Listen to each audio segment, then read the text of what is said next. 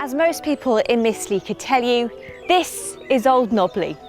And Old Nobley has stood here for the past 600 to 800 years, possibly longer. It was here when Henry VIII was on the throne, when Shakespeare was writing his sonnets, and it was here when the early residents of this village were making it the place we know today.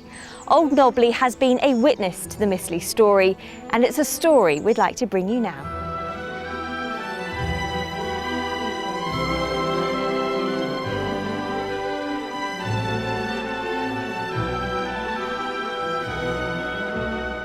An entry in the parish register records the burial of Matthew Hopkins, son of James Hopkins, minister, on the 12th of August 1647. Strong evidence that this was indeed the infamous Witchfinder General, and some even say his ghost still walks at night. 300 years ago, this would have been close to Rigby's house. With its well-kept lawns and elegant gardens, this was a place in which Jane Austen's heroes and heroines would have felt very much at home.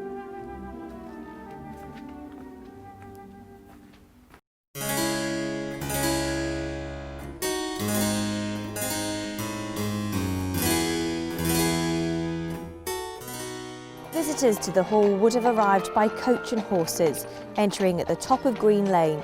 The carriageway swept round to the left before arriving at the hall, when visitors would have alighted and made their way into the house. The horses would then have been taken through this archway and into the stable yard, which in Rigby's time continued for another 30 metres or so across Green Lane.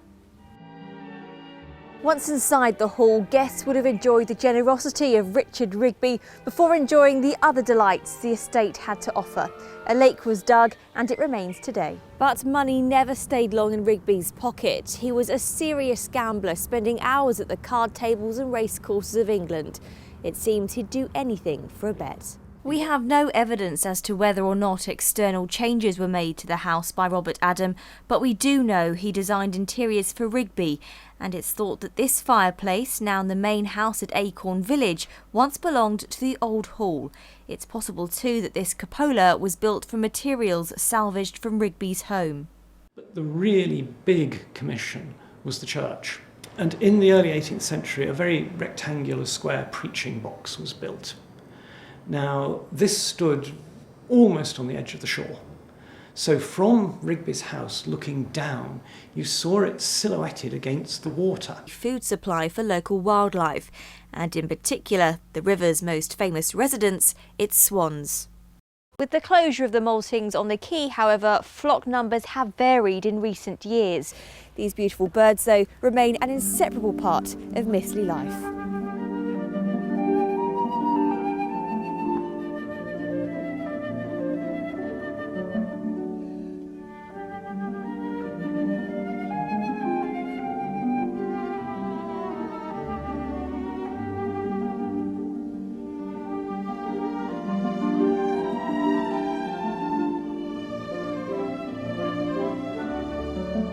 We had a lot of feed raw materials, oil cakes and things like this, being shipped round were coming into London, into the Royal Docks there, and being transshipped into barges, and then coming round to Mistley. One of the sort of slightly frustrating things about the barge traffic was that you'd be running short of groundnut or something like this, and the barge would be weather-bound, and everybody would be tearing their hair out, having to sort of try and change formulas to eke it out until eventually the barges could get in. Brooks's distinctive lorries laden with sacks would carry the company's products the length and breadth of East Anglia. Old home Mistley Place was sold to Ernest Montague Jackson. He'd run a boys' preparatory school in Dovercourt and wanted to open a similar establishment in Mistley. Jackson himself and his wife was large, matronly, and she dressed in glorious, I can remember, glorious colours.